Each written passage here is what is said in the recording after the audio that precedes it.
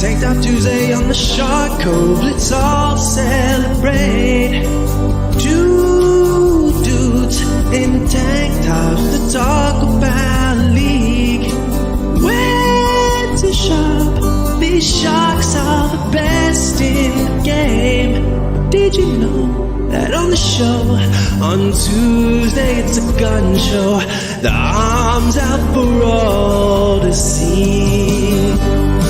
Tank Top Tuesday on the Shark Cove, let's all celebrate. Two dudes in tank tops to talk about league. Way to shop, these sharks are the best in the game.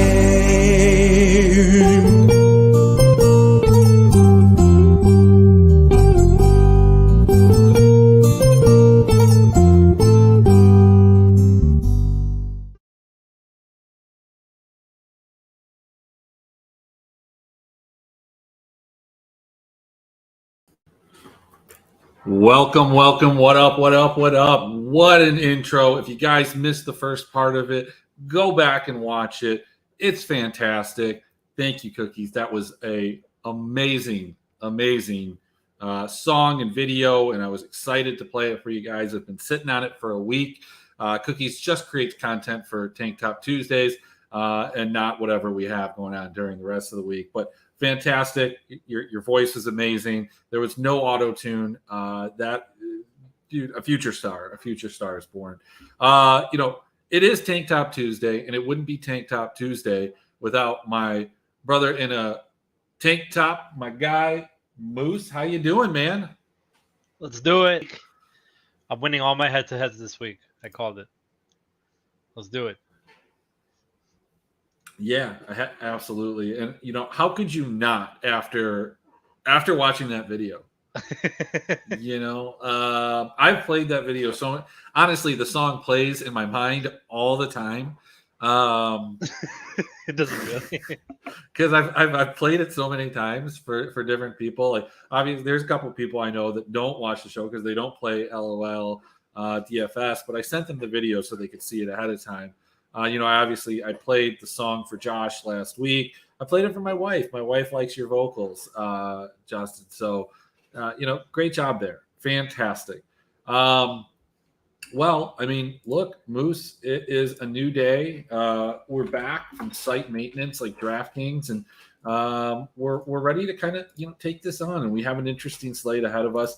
We have a couple games that feel like they're pretty straightforward. We have a couple games that look like, they could go one way or the other. I'd venture to guess that, those games that could go one way or the other do not have any player on them that you would describe as sneaky, a sneaky play, I should say, not sneaky himself.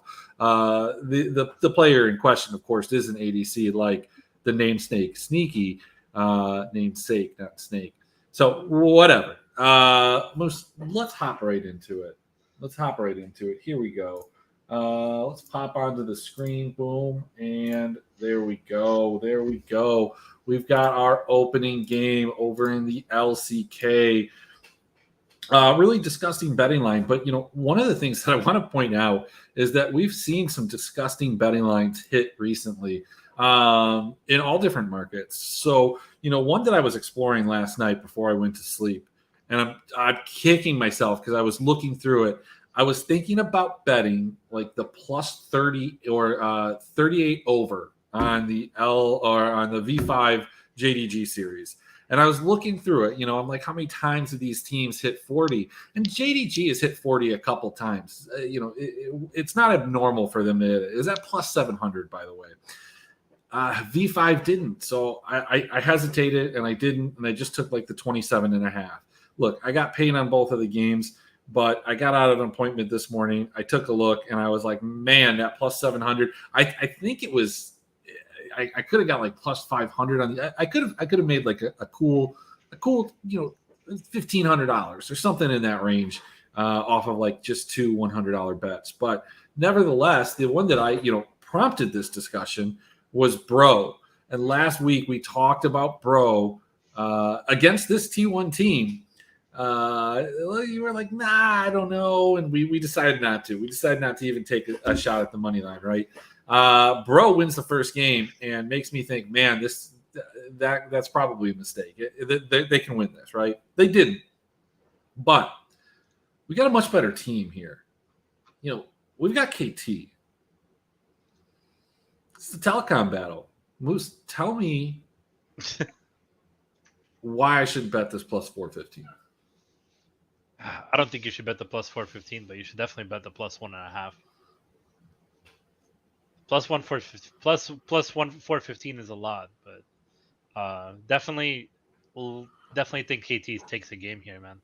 It feels like T1 are just really sloppy, and I know it's not their drafts. I don't know really what they're doing, but they're losing. The past two games they lost. They gave up a game to KDF. They gave up a game to Bro, and even the second Bro game felt like it was actually pretty close. And it feels like T1 are, I don't know, they're not at the top of their game. They're experimenting with some stuff. They're trying out different things. It doesn't seem like they're really as crisp as they once were. I don't know if you sprinkle the plus 415. I know you will, but I'll just take the plus 1.5. Yeah, I think you do sprinkle the plus 415 because when we look at this KT team, I think that they have two win conditions. And it's the same every single game. You've got your guy in the bottom lane who's just been absolutely carrying this team. It's like a diamond ADC playing with a bunch of bronze players is what it feels like against like teams full of silver guys. Like, he's better than everybody, but everybody's better than his team, and he's carrying them, and that's aiming. And look, for everything that Gumi has done, I think that he and Kiera have been exposed to a certain extent. They do overstep in lane. They have been exploitable in certain situations by certain bot lanes. It's just a matter of whether or not the rest of that team can capitalize, because as many mistakes as they might make, Zeus is just an absolute beast up in the top lane. The thing that makes me think that KT can win this is Rascal has been playing infinitely better than he did to start the split. I don't know what it was. I don't know, what happened to him, or maybe it's something with the durability patch, the champs, his familiarity. I don't know what it is, but he has played significantly better over like the last 2 to 3 weeks. And this team has played better, and they've closed out games as a result. And that's not to discredit the other members of the team who I think have done very well in addition to those two guys. But those are the two keys. And, the thing is, we look at these games and we look at who they've played, and I apologize, I need to change this to this, and we're going to go to LCK. They've been on a little bit of a tear. We talked about this last week when they were going into the Nongshim series. I bet the 2-0, and when I put these games in, sometimes it's like a week later when I put these games in, and it's like reliving bad things of the past. And like that Nongshim loss cost me a tremendous amount of money. And there were like 3 other games that I have to put in. And I was just like, man, I remember what happened here, and this is terrible. But so KT's been on quite the tear. And contrastly, look, T1 is no slouch, but they have been dropping games to teams like HLE, KDF, and Bro. All I would say are, lesser than this KT team. I really, KT, DRX, and Sandbox are the 3 teams that I'm looking at as being that 4th representative. And hell, one of them might even get in above Damwon, who we'll talk about later. But I think you're right. This is an absolute smash spot on that plus 1.5, and I think you do sprinkle the plus 415. Yeah, definitely. I'm just sprinkle away. Plus 1.5, and looking forward to see what KT can do. Honestly, this entire split has made me really not like T1. Like, don't get me wrong, like Zeus is a great player, and Faker has moments, and Owners run sometimes just takes over games and does what he needs to do, but the it just doesn't feel like they're taking games seriously or respecting their opponents, and they just get caught. And they showed it so far last 2 games. So uh, I'm not really interested in over unders because it does feel like when T1 loses, they do lose the game significantly. But we'll see. Yeah, and that number set at like 22.5 is a number that we've seen as KT, win some of their games. They win in this fashion where they don't necessarily get a ton of kills. The other team doesn't die a ton, and we see these under 20 games quite a bit. When we go look at T1, when they lose, I think that falls into place with what they've done as well. Just remembering back to this Gen G game right here, they fell behind so enormously and so early that they were just on the back foot the rest of the way, and they didn't press or, I guess, try and make anything happen. And maybe that is a different strategy that works against KT versus Gen G, because really all they're hoping for is the other team to make a mistake. This is no different than what I try and impress upon my solo queue teammates, that, when we fall behind, it's cool. It's just like, why are we roaming in their jungle? Like, why are we in their jungle right now when we're down so far?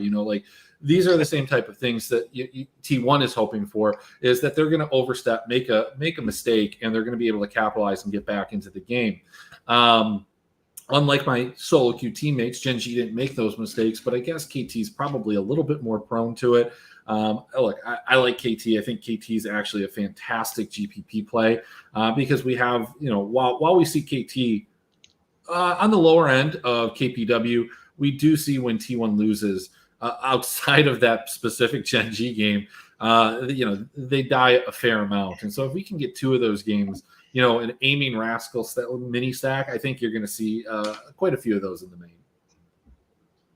Yeah, aiming and rascal are going to be the 2 biggest focuses because Kuz is allergic to fantasy points. And overall, they like KT are just a team that understand what they want to do. There's no guessing with KT. Like they have a complete understanding of what they're gonna achieve, win or lose, and that's pretty much buff up their carries and make sure that they succeed in the team fights and come through with it. And I feel like you said, Rascal's play has just been significantly better, and that has really, really, really changed the course of KT. I think KT is going for a W here, and they're going to be challenging both games pretty seriously. And if they win, it'll be on the back of aiming. And actually, another person we didn't mention was Life. Life has been just absolutely beastly last couple of games as well. So. Yeah, absolutely. Well, let's hop over to the LPL and let's take a look at 2 of the worst teams. And look, we're going to see a lot of these teams. They're a little bit back in terms of games played, specifically LGD. They're 1 to 2 games back.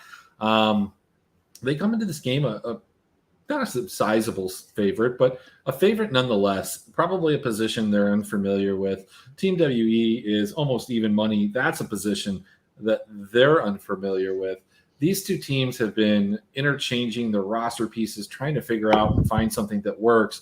But I think part of their inability to find something that works is all of this shuffling. Now, we've seen the video now from Team WE, very reminiscent of the CLG video that we saw, maybe last year sometime when Broxa and Finn were still there. The whole, hey, if you guys, if you don't win, we're going to have to replace you.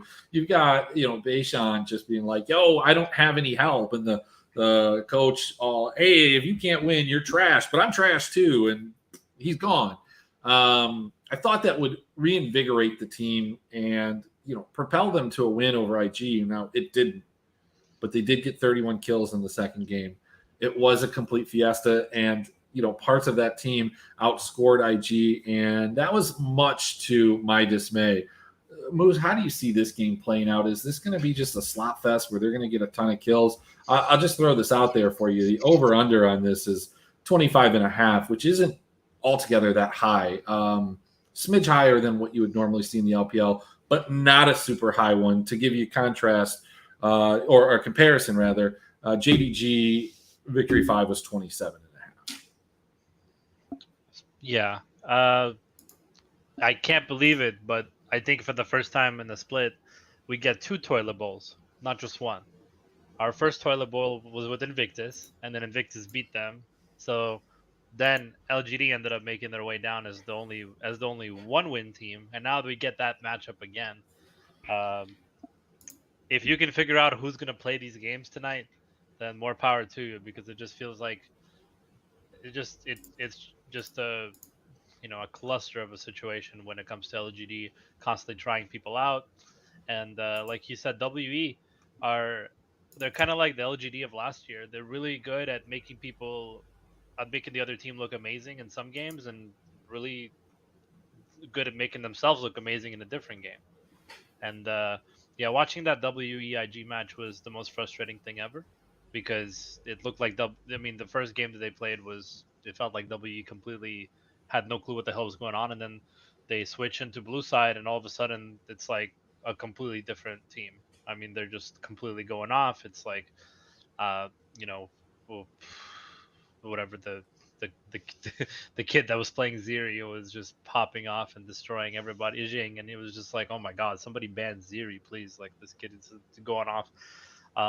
They made IG look good, and then of course the last game was also kind of kind of anticlimactic. It didn't really feel like IG really needed to do anything to win, and they just kind of walked all over them. I think it might be just a kind of a crisis with WE not really knowing how to play red side, and also not really having any confidence in themselves or their team. I think I think Bubu in the second game scored like he had 5 kills and 21 assists on GP, and then the moment that Zeri or GP doesn't get drafted anymore by them, they just completely fall apart. The team did look a lot better with Kadaya, and even in the third game, Jing was going off on Kalista. So I mean, I think he's a solid piece, but overall, this is a matchup where I first of all, I don't know what LGD is going to do with their players if they lose the first game, but they do have blue side, so I expect them to win the first game. And then from there, it's just going to be a complete fiesta.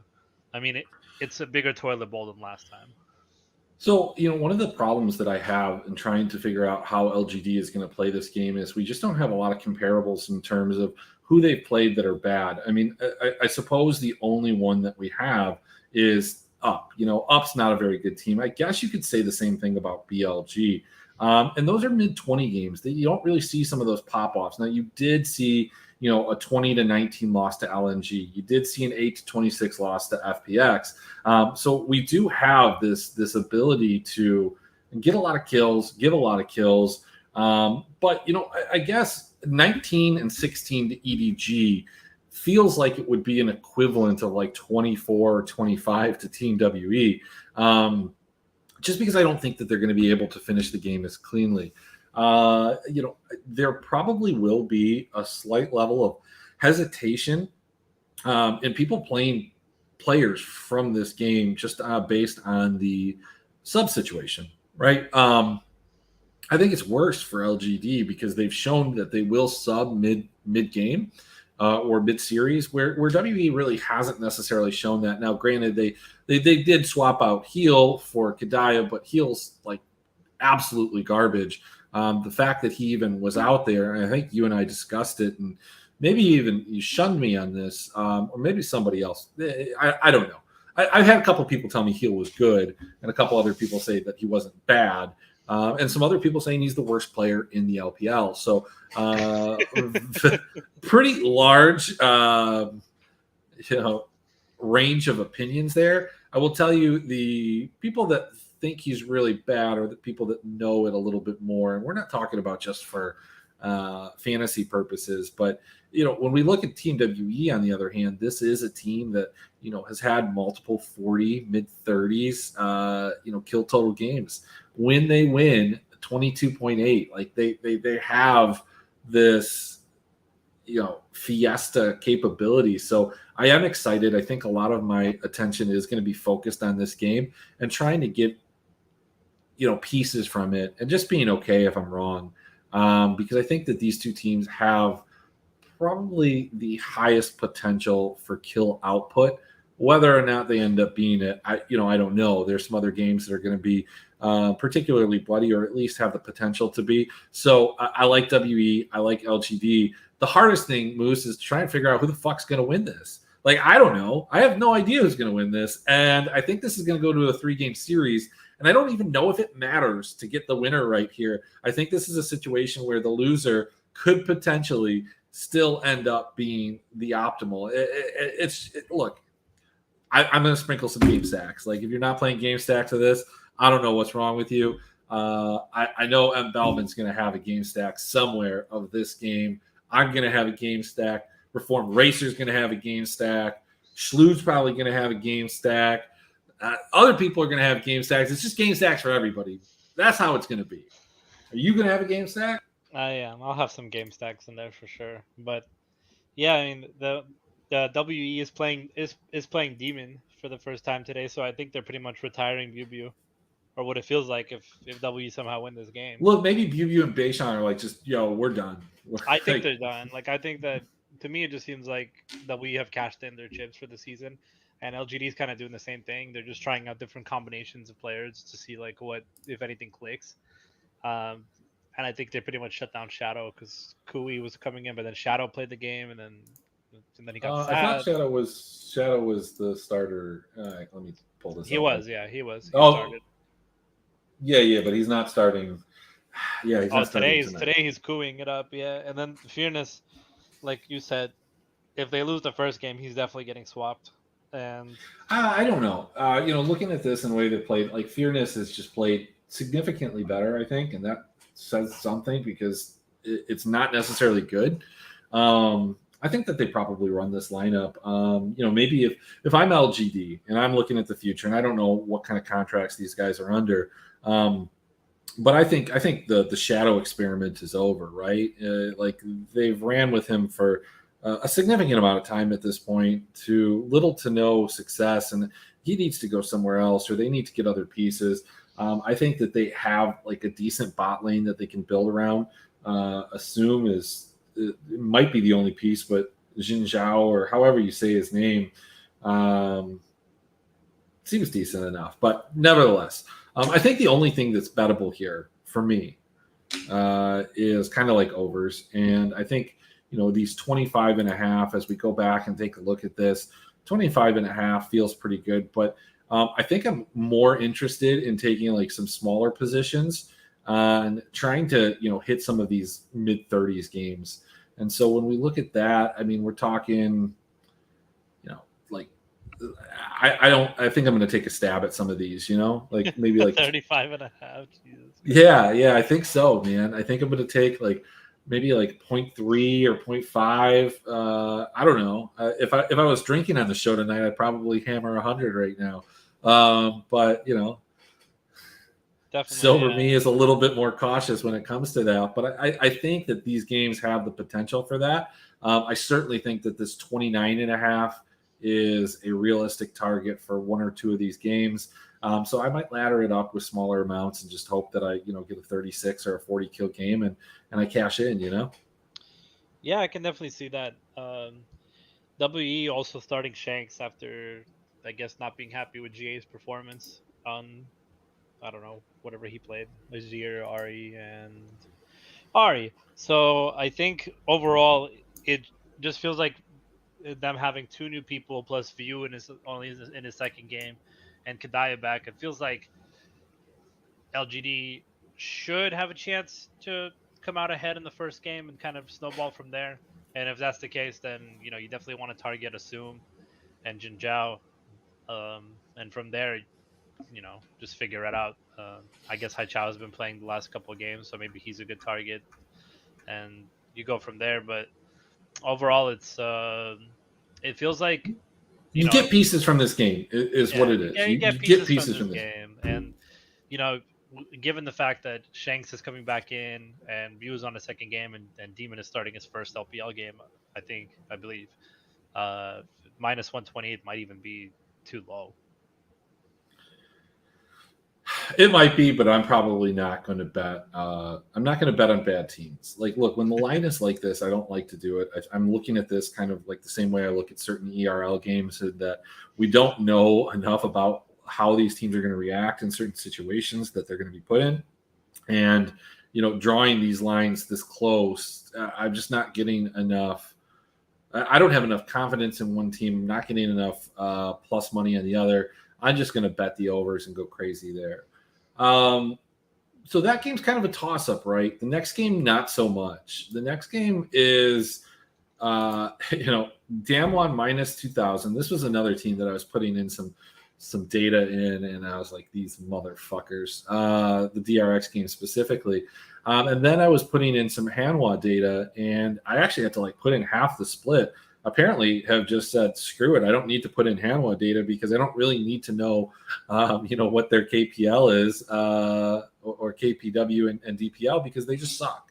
Plus 825 seems about right. I'm not going to bet that. The plus 1.5 at plus 210.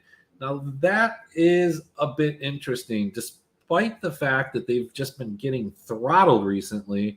There is an expectation that Sam D might be back, and that does give the team a little bit of credibility, because as bad as Sam D is, this Chironi guy has been absolutely atrocious. On the other side of things, Damwon been playing really well, except for when I roster them and just push my chips in the middle, yo, let's go, guys. That's when they drop silly games to DRX, don't score any points, it costs me a ton of money. I don't think that there's anything that's necessarily bettable, at least from what's on the screen right here. Yeah, this feels like a damn 1-2-0 after absolutely shitting the bet against DRX again. And I mean, it's just so hard to read that team, and I don't really want to read them. In their previous matchup against HLE, which was at the start of the season, no, not at the start of the season. It was actually July 9th. In their previous match 2.5 weeks ago, Damwon absolutely decimated HLE and dropped 40 kills in 2 games. It was the only reason that people over the last 2 or 3 weeks have played Damwon in DFS even a little bit more. It's one of those weird things, you just bought into the fact that they weren't a DFS team. The numbers supported it, right? You look back at spring, you look back at summer, you're like, I just don't want to get involved with these guys. And then they drop this 20. And I remember that, Moose. I woke up and I had no Damwon, and I saw that they won 20-15. I was like, well, fuck, man. But they're going to drop 8 kills in the next game. And then I woke back up after, resting for a little longer and saw that they dropped 20. And I absolutely knew that they were going to be optimal. The question, I guess, that I have to pose to you is, do they replicate that performance, or do they replicate one of every one of their other performances where, they're getting 27, 28, 30 kills in a sweep? I mean, if I knew the answer to that question, I would probably roster Damwon tonight, or not roster them. But I feel like HLE are just not good enough of a team to really pose a threat to Damwon, and there's probably a higher chance of Damwon just walking over them in a 15-kill win than Damwon going off for another couple 20-kill games. I think you just kind of play the law of averages here, right? Damwon score 15 kills per win or whatever. They average 15 a death. So if we're expecting, maybe a slightly bumped up number because it's HLE, but I would still expect them to be in the 15 to 17, 18 kill range. Yeah, when you look at HLE, I mean, yes, at the beginning of the season, they were taking games. They took a game off of KDF. They took a game off of DRX. They took a game off of Nongshim, 2 games off of Bro, and then a game off of Sandbox. And most recently, surprisingly, they took that game off of T1.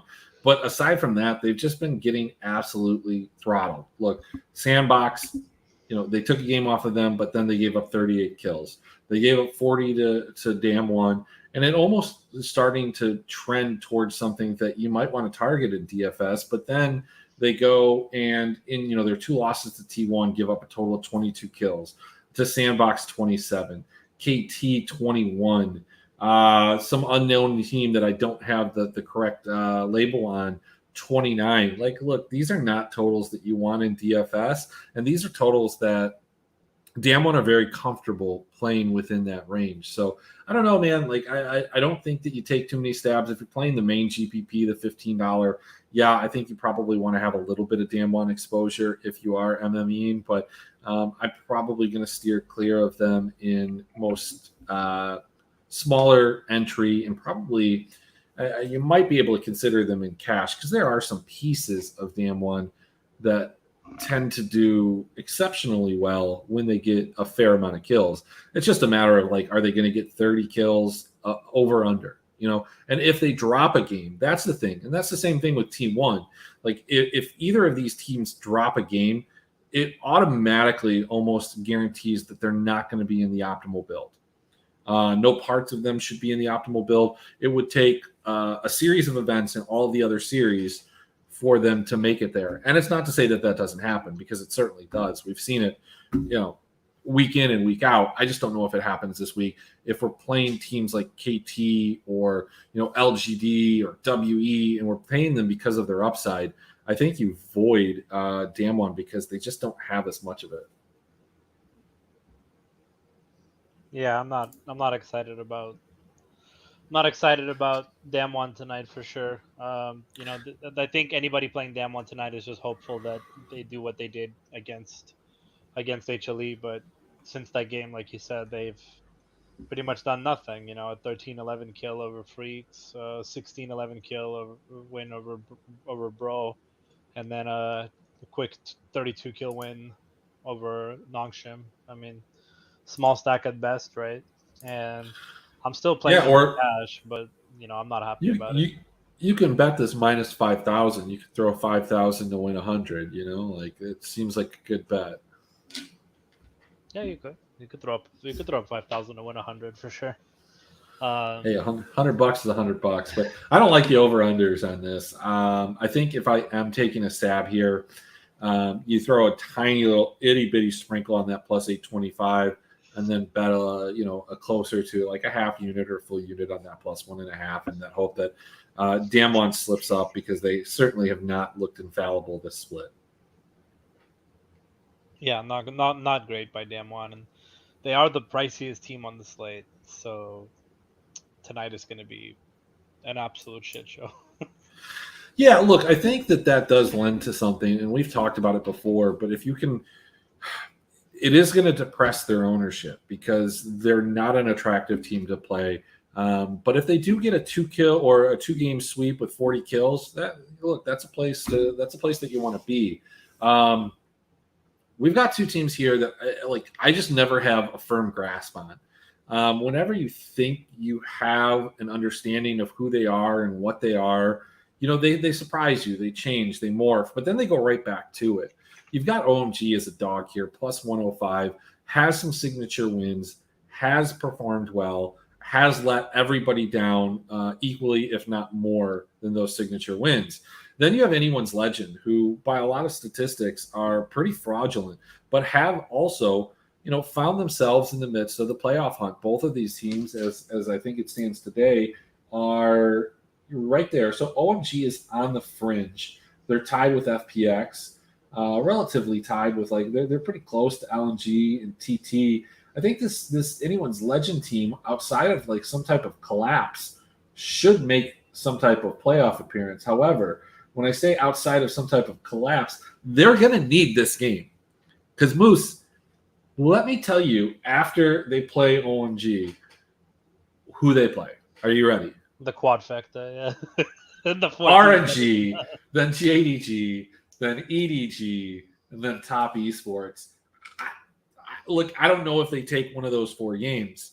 So they really need to get this 8th win against OMG. This is like make or break for them, because they could go out, after starting the season, 7-3, they could go out 0-6 in their last 6 and miss the playoffs. Would there be anything more, Rogue Warriors, Anyone's Legend? Would there be anything that would be more befitting of this team and organization than to do such a thing? No, that would be very Rogue Warrior like. And yeah, I mean, the They have the quadfecta. The only team that they've played in the top 5 was V5, which they got 2-1 by. A really tough day for AL. If they want to prove that they're going to be some like a force in the playoffs, their biggest win so far is WBG, and they did that on red side. So we are hoping that they do the same thing on red side. Because tonight they don't have blue side advantage. They're going up against OMG, who appears to only be good on blue side. So I really a really tough spot for AL, and a spot that a lot of people are probably going to be on them. It feels like a great letdown spot for them. And if AL are going to prove that they're a team that deserves to be in the playoffs, they have to do it today.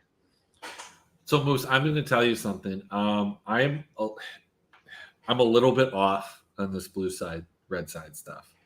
I've kind of moved away from it as we've gone into patch 12, 13. I think we've seen it shift towards a 50-50 or closer to it. But it is kind of weird because in these games that are so close, it's hard to take yourself away from that, and you end up going back to old habits that you built up and that feel good. It's like when you have a tough day and you go home and you need that comfort, so you reach for your bottle of Jack or your beer, something that's been there through the hard times with you. And that blue side has been there with us and brought us a lot of joy. And I understand that what you're saying. And this is a matchup where I struggle to figure out what kind of advantage I can give one team over the other. And I guess that's kind of where I'm going to go. When we look at this for OMG, if they pick up this win, they're sitting in a pretty good position. Like, they'll have to go ahead and play Victory 5, but then they've got BLG, they've got IG. Both of those games, they won't have side selection. But those are 2 winnable series. So this is a pretty important game for them, sitting on the outside looking in. Let's take a look at these teams' recent performances. Anyone's Legend has had some time off, man. They haven't played in what seems like forever. They're not in the LCK, so I'm not going to find them there.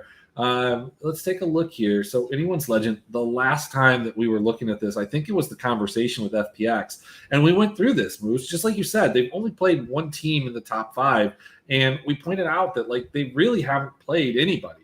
These teams have been playing bad. They lost to Victory 5. They beat Weibo, which was a big win. They beat TT, which is looking better and better every day. But as we thought they were going to ascend into this mid-tier of the LPL, they just get smacked down by FPX, who, look, is an all right team. But I don't know if OMG and FPX are all that much different. They've recently played. That did end up being a OMG series win. But then OMG goes out and just gets throttled by Weibo. I bought into it. I said we were going to see Shanji ascend and beat the Shy, and this didn't happen. And it was, I guess the concern I have when you look at this is that we've had a bunch of games where OMG, even in victory, doesn't give up a ton of kills, but in defeat, they give up a ton. 18.3. We're looking through this. You can discard this Weibo game. That's just the shit that they do sometimes. When we look at Anyone's Legend, though, this isn't the team that, Hero and Zawuji were bringing into fantasy relevance, not for the good things, but for the points that they would give up. This team's pretty run-of-the-mill and average when it comes to scoring. I think that they're going to have some ownership. The meme is Betty a sneaky play? And he never fucking is. And I obviously that's the joke. I don't know if you saw it today, Moose, and I'm not picking on you, Lee, if you're watching, but Lee had no idea that it was a meme. I don't know how you sit in that Discord and don't know about this, but we had Mort had to go and search Betty Sneaky, and there's 81 instances. Yeah, today's a sneaky day. It's a sneaky Betty day. But I think that the problem with AL is I don't think that they have a tremendous amount of value or upside. Price withstanding right now, unless they sweep. And now that's a DFS question in terms of betting. I think I'm going to abstain. I'm not betting anything here. I don't have a lean. I guess the only place that I might go is like an even bet on map 1 with OMG and kind of take it from there. This just feels like a live bet series to me. Just kind of seems like I don't want to bet this. And the same thing with the LGD one. If I'm up and I'm watching the games, I'm going to look at draft and I'm going to make some decisions there. I'm not pre-betting either of these games. I should have just said that I was kicking it over to you, but that was me kicking it to you. A lot to add here from my end. So OMG have 5 wins on the season. They're 5-17. 4 of those wins are on blue side. The only win they have on red side is against WE, to which they gave up a game to. So their only red side win is against WE. Everything else is blue side, and their only losses on blue side were to WBG the other day and to, I believe it was Top Esports.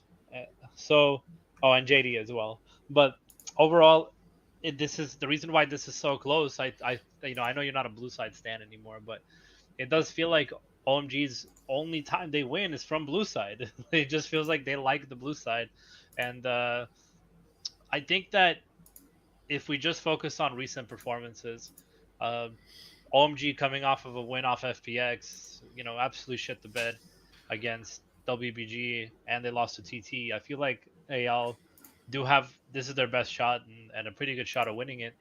That being said, it is a close matchup for a reason. Both of these teams are probably roughly equal, roughly with FPX and the same kind of skill tree, and we just have no clue what's going to happen. I'm scared to play cash tonight because everything says it's AL day in terms of cash. But another thing to note is the kill totals in these games with OMG just haven't been that great, right? WBG just made them look foolish with a 10 kill win and then an 18 kill win. And then the TT games were all one-sided. The FPX games were all one-sided. I think even the top games, the top games were actually pretty stacked. But that's just Top Esports being Top Esports. I remember because they pretty much threw that red side in the first game. Overall, I'm not sure if OMG lose, they actually even have a high kill total game, or if the recent performance is pretty much indicative of the fact that they're kind of mailing it in as a team.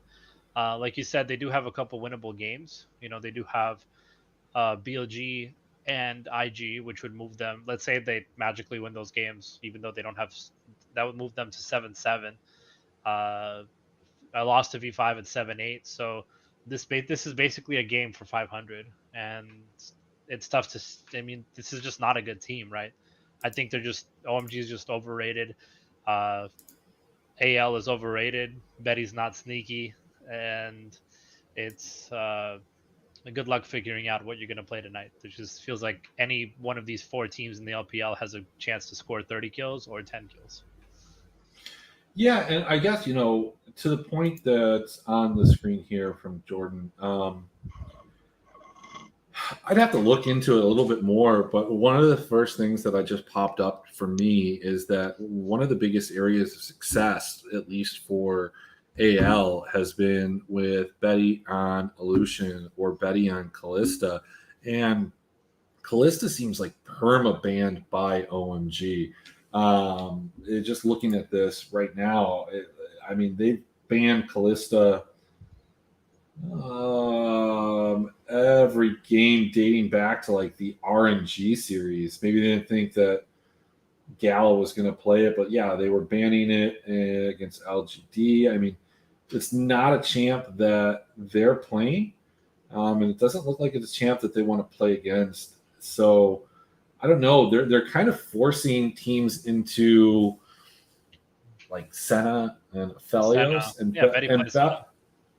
Betty plays a bunch of Senna, but he doesn't play Aphelios. Well, he hasn't played Aphelios. Sure everybody plays Aphelios, of course. He played Aphelios against WE and gave him the 200 years. Yeah, he's played him once. 200 He's years, played them though. once. It was 8-2-7. Yeah, it was a nice run there. But he's 3-1 on Lucian. He's 4-2 on Callista. 2-1 on Ezreal. 2-0 on Misfortune. I mean, they're a winning team. They're going to have these type of stats. But that's kind of what I'm looking at. And like, look, I just don't feel like Callista and Lucian right now are in the same spot that they were a patch ago. I think that they're still fine.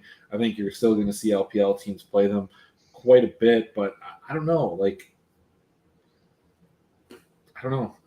I think I'm talking myself into OMG. I know you just went off on this whole thing about how they suck, and I don't disagree with you, but I think I'm going to back OMG based on blue side, based on bans, and just based on all the bans that they're going to make me. I bet on them last time, and they cost me money. I can't abandon them now, or I'll never get that money back.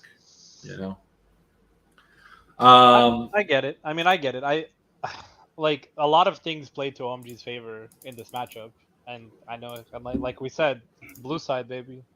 They're 4-1. Their 4 wins are from blue side. I mean, all their wins are from blue side. They're the it's not a pretty slate. You do have to make decisions. In terms of what OMG needs to do is, like Jordan said, though, is WBG forced Cream to play Victor twice, so they didn't give him Macaulay, they didn't give Cream anything that was going to be of use. So perhaps that's where the key lies. They had two matchups with Angel playing Talia and Ari, so perhaps AL kind of abused that as well and worked their way through the mid lane with Forge. But I mean, I if I could tell you who's going to win this game, then I'd go put the money on and not even play tonight's slate. I would just put the money on the winning team. But I think from a DFS perspective, if you look at LGD, WE, OMG, and AL, which team will be the lowest owned? And it'll be OMG. I think OMG will be the Yeah, lowest. I mean, looking at like his champ pool, like gosh, like Cream loves playing on Corky. Corky's just not the dude anymore, and Victor's like I don't want to see my mid laner on Victor right now. Like I think he's Yeah, probably Victor's one not of like he's not the guy right now. I mean, he was the guy at the beginning of the year. It's spring, but he's not the guy right now. It's a tough match because you're basically asking yourself this: can AL win one red side game? That's all you're asking yourself. If they can, then it's 2-1 AL.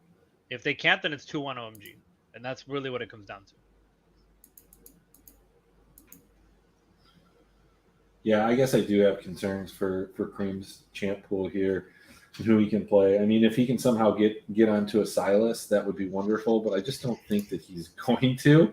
When it comes to AL, I think that they're going to be smart enough to ban that. Maybe not. I don't know. Like, I've been surprised before. So, all right, cool. Let's hop into cash games. Where are we at? What are we doing? Point me in a direction.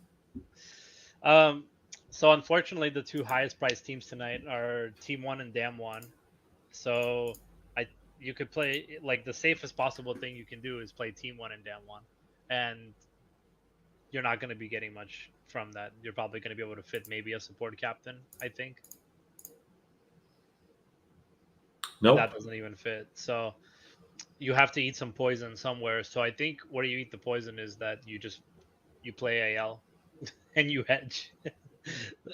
You play AL with the LCK teams, or you play AL you play AL with the LCK teams. That's all you can do, really. The other thing that I was thinking of also is playing AL with LGD, and then just playing WE and OMG in GPPs. Doesn't feel like a good cash slate. It's not a good cash slate because even if you try to play AL with Damwon, they're so heavily priced that you can't even get carries. You can only get jungler. I don't mind Jiahao Canyon, but you can't even get a full stack. You have to play it with you have to play AL with like Jiahao and then like either owner or Canyon and two T1 players. Long story short, it's a very difficult slate to play cash. You're either playing AL with LGD or you're playing AL with the LCK teams, and that's probably the safest place you can go. Let me see. Yeah. Try AL with DK. Yall with DK is a ZDZ captain. Yeah, I mean, I think you can do more than that, though. But that's just the way that it comes out. I mean, you might be able to get a little bit more than that. I'm not sure. Probably not, actually. You can't. And then AL with T1 is, I think, AL with T1 is Jahao. So you get four LPL, 2 LCK, and that's it. You're looking at pretty much what cash is going to be. Yeah. When we look at these teams, okay, so if we are going to play, just to take a look at like how these project out, 610, Betty with LGD. If we go here, we've got a 679. Like this just projects so goddamn well. How does this project out? 690. I mean, there's going to be some high scores. You're going to take some chances. When we look at these and the way they're priced and how they're projecting out, WE, OMG, both look like they're the darlings of the projections and by quite a bit. And I think that's right. I guess the spot where we could find something that maybe, separates it, and Shanks just obviously has some ridiculous numbers and wins, just doesn't have enough of them to kind of even that out, is we look at this, and I guess the spot where you can find, I think, some leverage, even though he's not going to be sneaky, is aiming. Aiming projects just as well as Betty, right there with Assume, and better than the other guys. But I think people are going to want to go to Betty a little bit more, especially if you're playing a dog. If you're doing one of these crazy Frankenstein lineups, which I think people will do, aiming's a guy that you can always fit in there and just hope that KT beats T1. If they do, you're obviously in a good spot from the GPP. But that's about it. I mean, like that's what I got. This is just a disgusting slate. You're going to have to go out there. You just have to play like lineups and GPPs that you absolutely hate, you think that are going to lose, and hope that you're wrong. And the reality is most of us are wrong most of the time when we're trying to pick winners for our DFS lineups. So, hey, what's the difference? Maybe you're wrong in the right way this time. Yeah, and I would say also don't be afraid to play double dog today, right? OMGWE are very live tonight. Probably the first time I've seen two very live dogs where you can stack them, and that could easily be the optimal, right? I think the one thing that you could do, speaking of Spelkowski, is prize picks. Let's take a look at something over there. I'm kind of good luck playing the 15 tonight. Everybody's gonna have every single combination of everything. 94. When you look at it, what do they have? So they've got I don't want aiming. This is where I want guys from this game, because I think you can drop a game and still get these type of kills. You know what I'm saying? And I think the same thing can be said for, Betty and Abel. These guys are going to score, and as long as they don't get swept, whether it's the favorite or especially the dog, I think that they're in a good spot. They just don't give you enough options here, and I hate it. But that's my input, Spell. Moose, anything else? I don't know. It's an exciting slate, man. I'm staying up for it for sure. I just, it's just two really, really crappy teams playing two really not so great teams, right? So who do you think is going to have the highest ownership? Anyone's Legend will have the highest ownership. I think it's AL, LGD. In terms of favorites, I would say it's AL, LGD. T1 and KT will probably have roughly the same, and then Damwon, and then HLE dead last. Yeah, look, I'm 100% with you. AL, they're the third most expensive dog, which typically tends to, third most expensive favorite out of four. That, for sure. I think AL is going to be the highest owned, and I think that might be why you want to get away from it. Moose, thanks for joining me for another Tank Top Tuesday. Guys, if you're not subscribed to the channel, please subscribe to the channel, like the videos, and stick around for the video if you weren't here at the beginning. It's a fantastic opening video. We're going to sign off with it right now. Moose, you stick around. I'm going to play the video real quick as we exit stage left.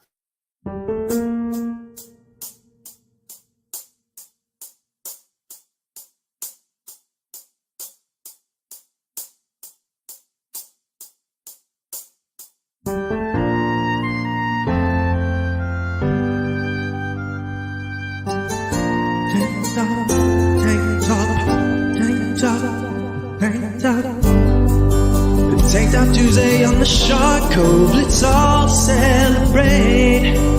Two dudes in tank tops to talk about league. Where to shop? These sharks are the best in the game. Did you know that on the show on Tuesday it's a gun show? The arms out for all to see. Tank Top Tuesday on the Shark Cove, let's all celebrate. Two dudes in tank tops to talk about league. Way to shop, these sharks are the best in the game.